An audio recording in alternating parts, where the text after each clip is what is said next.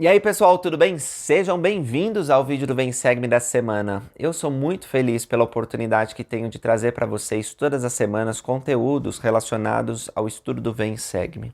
É maravilhoso poder estar estudando o Velho Testamento. Hoje nós não vamos ter nenhuma designação específica dentro do Velho Testamento, ou seja, não tem um conjunto de escrituras que a gente tem que ler, estudar e eu comentar para vocês. Nós, por outro lado, vamos estudar sobre um tema que é a Páscoa.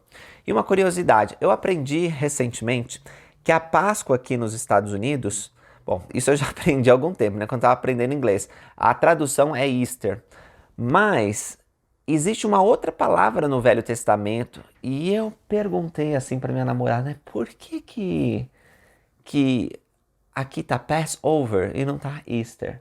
E ela me disse, é porque essa é a comemoração dos judeus. E aí então, a minha mente assim, ela entendeu. Ah, é por isso. Porque no Brasil, em português, a gente fala a Páscoa judaica e a Páscoa cristã. Mas ambas as comemorações, embora elas sejam diferentes, elas são Páscoa. Então, para nós, quando a gente está lendo o Velho Testamento, a gente pode ler a palavra Páscoa. A gente fala sobre a celebração do povo de Israel quando deixou o Egito como Páscoa. É a mesma coisa que a Páscoa cristã. Mas em inglês, a Páscoa dos antigos israelitas, que os judeus têm até hoje, se chama Passover. E se você, que significa travessia, né? Se você vê a origem da palavra em hebraico, Pesach, é essa mesma mesmo significado, que eles fizeram a travessia, eles saíram do Egito e foram libertados. Eu gostei muito disso, porque dá o sentido real da coisa, né? A Páscoa dos judeus é a comemoração da libertação do cativeiro, que eles estavam lá no Egito. E a Páscoa dos cristãos é a comemoração da libertação do pecado e da morte por meio da ressurreição de Jesus Cristo. As duas coisas para nós, santos últimos dias, são a mesma. Mas aconteceu que, mais ou menos no século IV depois de Cristo, o Concílio de Nicéia. Nós já falamos um pouco sobre o Concílio de Nicéia aqui quando nós falamos sobre a Trindade.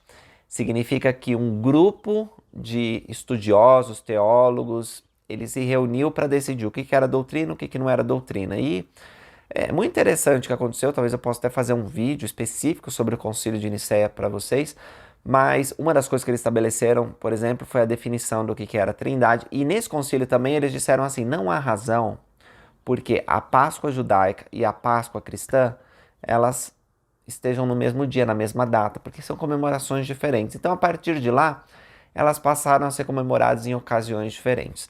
A Páscoa judaica, ela é comemorada na primeira lua cheia do equinócio de primavera, no hemisfério norte, e o equinócio de outono no hemisfério sul, sendo comemorado durante 8 dias. Já a Páscoa cristã, como a maioria de vocês sabem, ela é comemorada na primeira lua cheia do equinócio, no domingo, né? No domingo após a primeira lua cheia do equinócio. Então sempre a Páscoa cristã vai cair no domingo. E algumas ocasiões a Páscoa ela cai no mesmo dia, né? Mas não é sempre que isso acontece.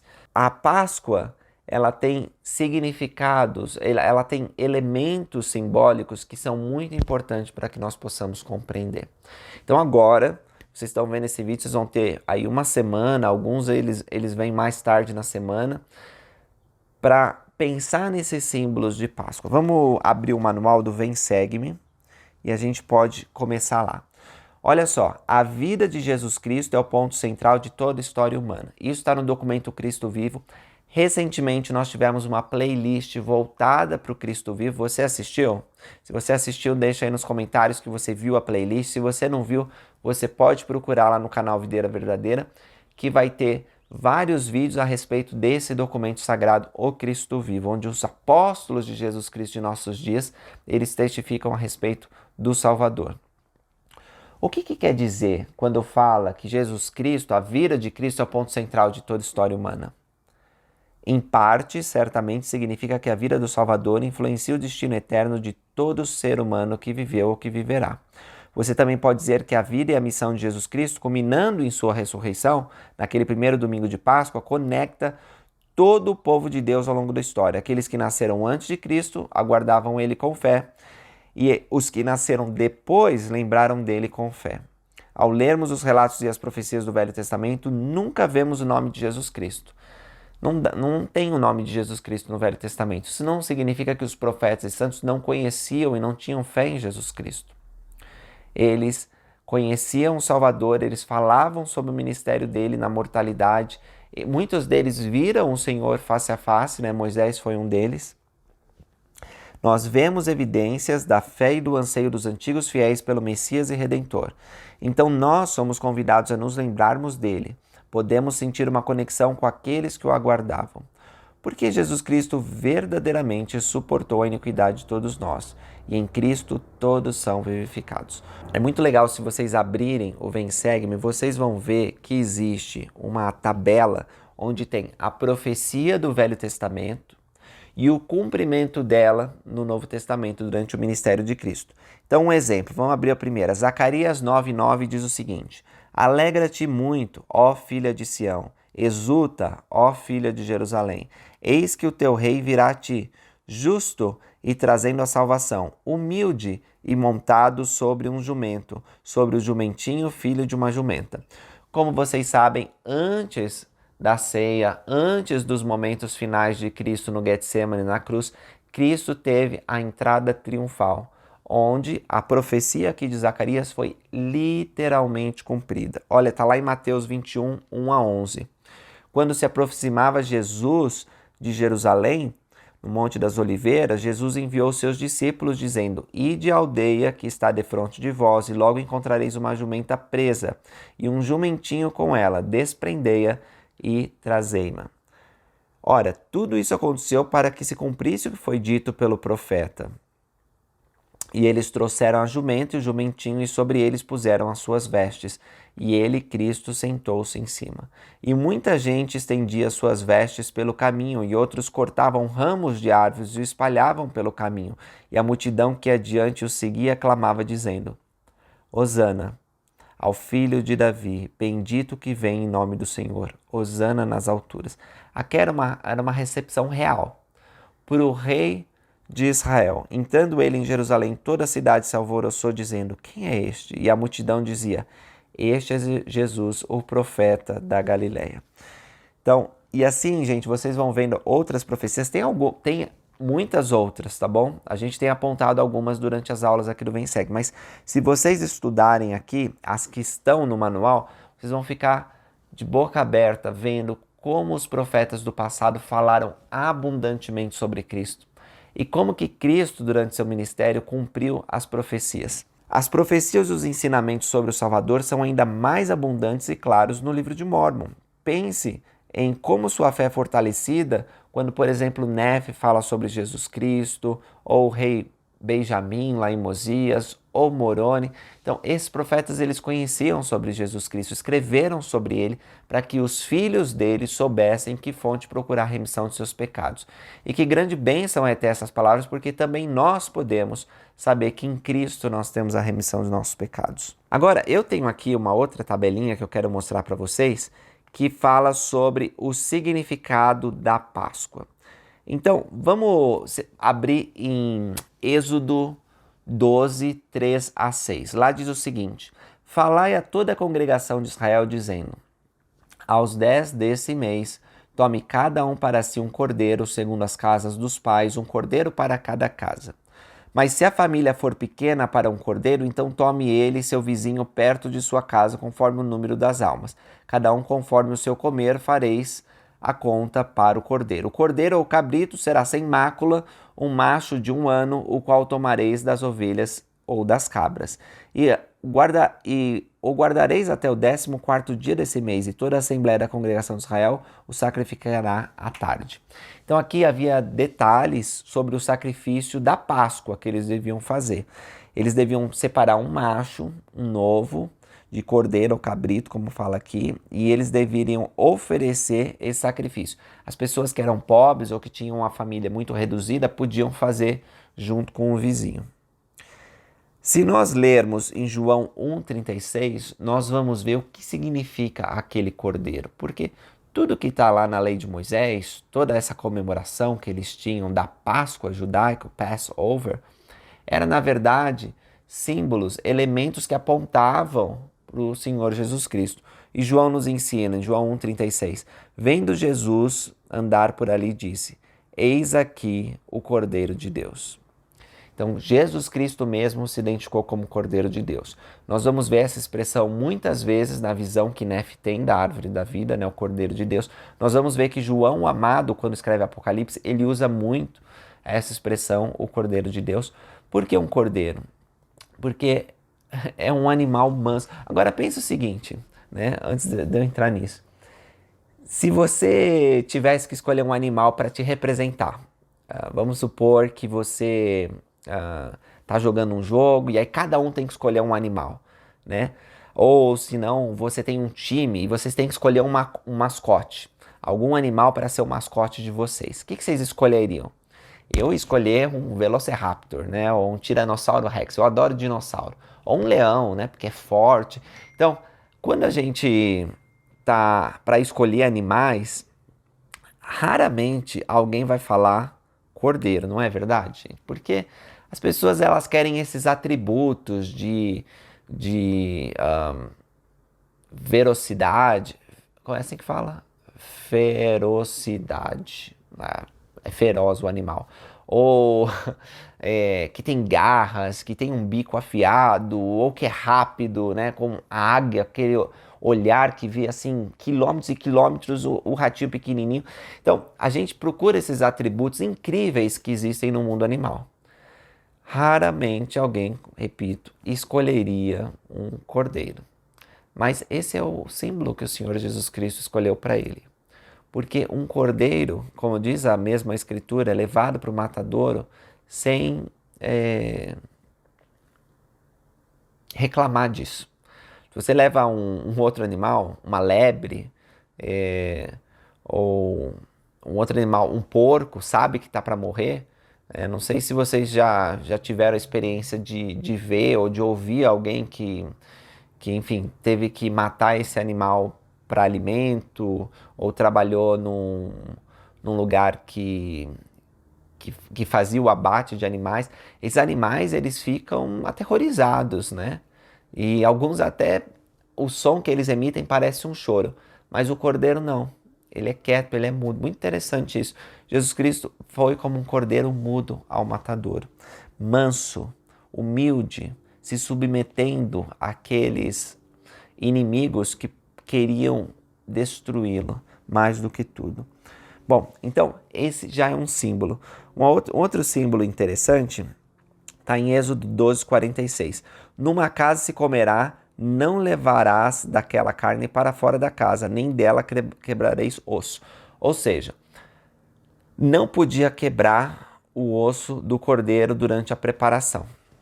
E isso é muito interessante, porque foi literalmente cumprido. Quando Jesus Cristo estava na cruz, normalmente os romanos eles quebravam daquele que estava sendo condenado, que estava na cruz, né? Mas com relação a Cristo, diz em João 19:36, porque essas coisas aconteceram para que se cumprisse a escritura que diz, nenhum dos seus ossos será quebrado. Então, não foi quebrado os ossos de Jesus Cristo. Êxodo 12:8 e 15 diz, naquela noite comerão a carne assada no fogo com pães ázimos, com ervas amargosas a comerão. 7 dias comereis pães ázimos, ao primeiro dia tirareis o fermento das vossas casas, porque qualquer que comer pão levedado, desde o primeiro até o 7º dia daquela alma será cortada de Israel. Então, o que significa isso, né? Por que eles tinham que ter uma erva que era amarga? E por que eles tinham que tirar o fermento? As ervas amargosas lembravam aos israelitas que seus anos de amarga servidão no Egito. Era uma maneira de perpetuar a lembrança de que eles tinham sido libertados da servidão. Também apontava para Jesus Cristo, que nos liberta de toda espécie de dor, angústia, até mesmo da morte. A escravidão do pecado pode ser desfeita pelo amor de Jesus Cristo. O fermento ou levedura faz o pão embolotar, né? Com o tempo, o pão vai estragar, um pão fermentado. Então, como parte do processo de arrependimento, devemos retirar da nossa vida tudo o que corrompe o espírito. Por causa de Jesus Cristo, nós podemos efetivar o nosso arrependimento. Em Êxodo 12, 9 a 10, a gente vê outro símbolo da Páscoa judaica. Não comereis dele cru, nem cozido em água, mas sim assado ao fogo, e sua cabeça com suas pernas e com suas entranhas. E nada dele deixareis até amanhã, mas o que dele ficar até amanhã queimareis no fogo. É muito interessante essas instruções bem específicas de que o cordeiro tinha que ser preparado por inteiro, não podia tirar nenhuma parte dele. E isso mostra que as bênçãos da expiação elas têm que ser recebidas de modo completo por nós. Como que a gente recebe a expiação de modo completo? Seguindo as instruções de Deus, que são os mandamentos. Se nós não guardarmos os mandamentos, não fizermos convênios, nós vamos receber bênçãos da expiação, como por exemplo a ressurreição, que é universal para todos. Mas nós não vamos poder habitar no mais alto grau de glória. Apenas se nós obedecermos os mandamentos de Deus, nós vamos ter acesso à completude das bênçãos da expiação. Êxodo 12, 11. Assim, pois, o comereis, os vossos lombos cingidos, os vossos sapatos nos pés e os vossos cajados na mão, e comereis apressadamente. Essa é a Páscoa do Senhor. Então, eles tinham que se vestir como se estivessem prontos para partir, como se fosse, tá na hora de ir embora, para lembrar a fuga que eles tiveram no Egito assim que a última praga foi derramada sobre os egípcios. Alguém fez uma pergunta interessante para mim, não lembro onde foi, se foi no Instagram ou se foi aqui entre os comentários do YouTube, dizendo: Lucas, por que eles tinham que colocar o sangue do cordeiro na porta deles? Por que eles não podiam colocar em outro lugar? Ou, enfim, por que tinha que ser logo na porta? E para mim tem duas explicações simples a esse respeito. Primeiro, era um sinal visível para as pessoas que estavam naquela casa e também para as outras que estavam fora de que aqueles israelitas cumpriam o mandamento de Deus. Quando o anjo destruidor passasse, ele veria que havia aquele sinal, que ali havia um povo obediente à voz do profeta e então eles seriam poupados. Outra coisa é que o sangue do cordeiro está no umbral da porta porque é o sangue de Jesus Cristo, meus irmãos, que nos oferece passagem à segurança e no final para o reino celestial de Deus. Sem o sangue de Jesus Cristo, nós não podemos entrar numa vida de regozijo, alegria e exaltação. É por meio de Jesus Cristo.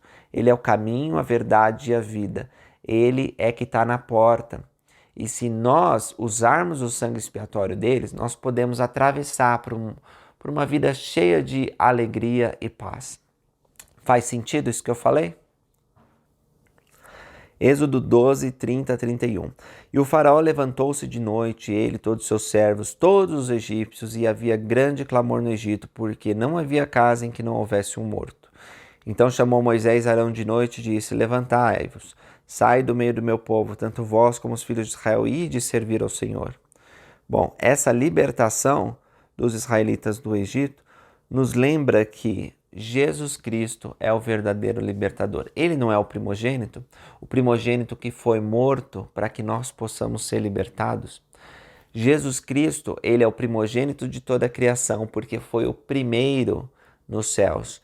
Ele é nosso irmão mais velho. Ele que foi escolhido por Deus para vir a essa terra e ser o nosso Salvador. Jesus Cristo é o único que nasceu de uma mulher mortal e de Deus, né? O Filho unigênito do Pai. Então só ele podia realizar o sacrifício expiatório. Que grande bênção é saber que, assim como por meio do derramamento do sangue dos primogênitos os israelitas foram libertados, por meio do derramamento do sangue de Jesus Cristo, todos nós somos libertos da morte, do pecado e restituídos à presença de Deus, para termos um julgamento justo e misericordioso, a fim de vivermos na presença de Deus para sempre. Última coisa que eu queria comentar sobre isso é que em Êxodo 12, 47 e 48 diz que se algum estrangeiro se hospedar contigo durante a Páscoa, eles deviam ser circuncidados, para que pudessem celebrar aquela Páscoa. Isso mostra que somente pessoas dignas podem fazer convênios com o Senhor e receber as bênçãos proporcionadas pela expiação. Não significa que hoje nós precisamos ser circuncidados. Lembra que há uma grande discussão na igreja do passado, sob a direção de Pedro. Paulo entra nesse debate sobre a circuncisão. E nós sabemos que para ser do convênio não é necessário ser circuncidado hoje em dia. Precisa sim ser batizado, como Abraão foi, recebeu o dom do Espírito Santo e guardar os outros mandamentos do Pai. Mas a circuncisão a gente não precisa viver mais. Naquela ocasião precisava. Então até os estrangeiros que queriam comemorar a Páscoa, eles precisavam fazer um convênio sagrado com Deus, porque senão não tinham como receber as bênçãos. Antes de encerrar, quero dizer para vocês que agora eu estou de férias dos meus estudos, então eu vou produzir muito mais vídeo. Alguns que acompanham o canal já perceberam.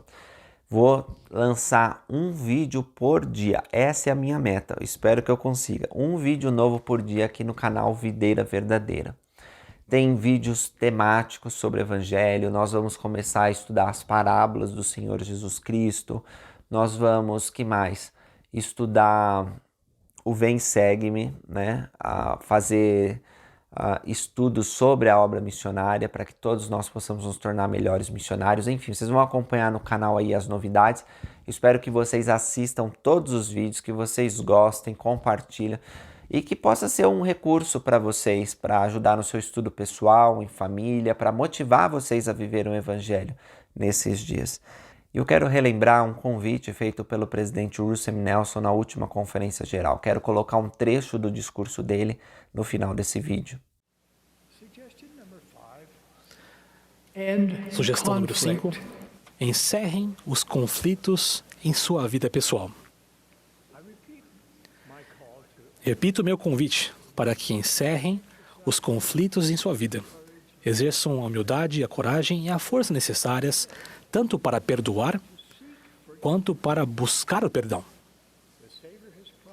O Salvador prometeu que se perdoarmos aos homens as suas ofensas, também nosso Pai Celestial nos perdoará. Daqui a 2 semanas, comemoraremos a Páscoa.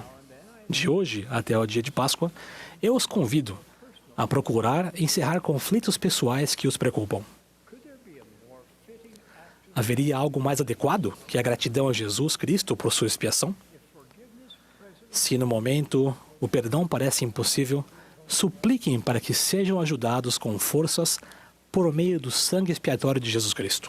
Ao fazerem isso, prometo que terão paz pessoal e um maior ímpeto espiritual. Quando o Salvador expiou por toda a humanidade, ele abriu um caminho para que aqueles que o seguem tenham acesso a seu poder de cura, de fortalecimento e de redenção. Irmãos, esse é um desafio maravilhoso feito pelo nosso profeta. Que nós possamos, antes da Páscoa, resolver os problemas que nós temos, eliminar todo tipo de conflito. Tenho certeza que o Pai Celestial vai ficar muito feliz com os nossos esforços de perdoar, de esquecer alguma coisa que alguém tenha feito, voltar a falar com um irmão ou com uma irmã que a gente já não tem falado, esquecer as diferenças políticas e lembrar daquilo que é mais importante, que somos filhos amados de Pai Celestial, que somos irmãos e irmãs e que Jesus Cristo morreu para que todos pudéssemos voltar à presença dele. Eu vou deixar alguns vídeos de referência aí que falam sobre a Páscoa, sobre a última semana do Senhor Jesus Cristo, porque esse é um assunto que nós falamos bastante aqui. Também a playlist sobre o Cristo vivo. Eu sei que nosso Pai Celestial enviou à Terra Jesus Cristo. Sei que Ele tinha poder e cura em suas asas, que Ele se movia de íntima compaixão. E mais importante do que isso, eu sei que hoje Ele ainda faz o mesmo. Ele se move de íntima compaixão. Ele é capaz de chorar com os que choram, consolar os que necessitam de consolo. Ele tem uma perfeita e completa empatia por todo tipo de sofrimento e dor. nessa Páscoa, ao lembrarmos de Jesus Cristo, que nós possamos ter o desejo de se tornar mais como Ele, verdadeiros discípulos de seu nome santo, que o nosso semblante possa resplandecer para os outros a luz do Senhor. Obrigado por terem assistido. Encontro vocês no próximo vídeo. Até mais!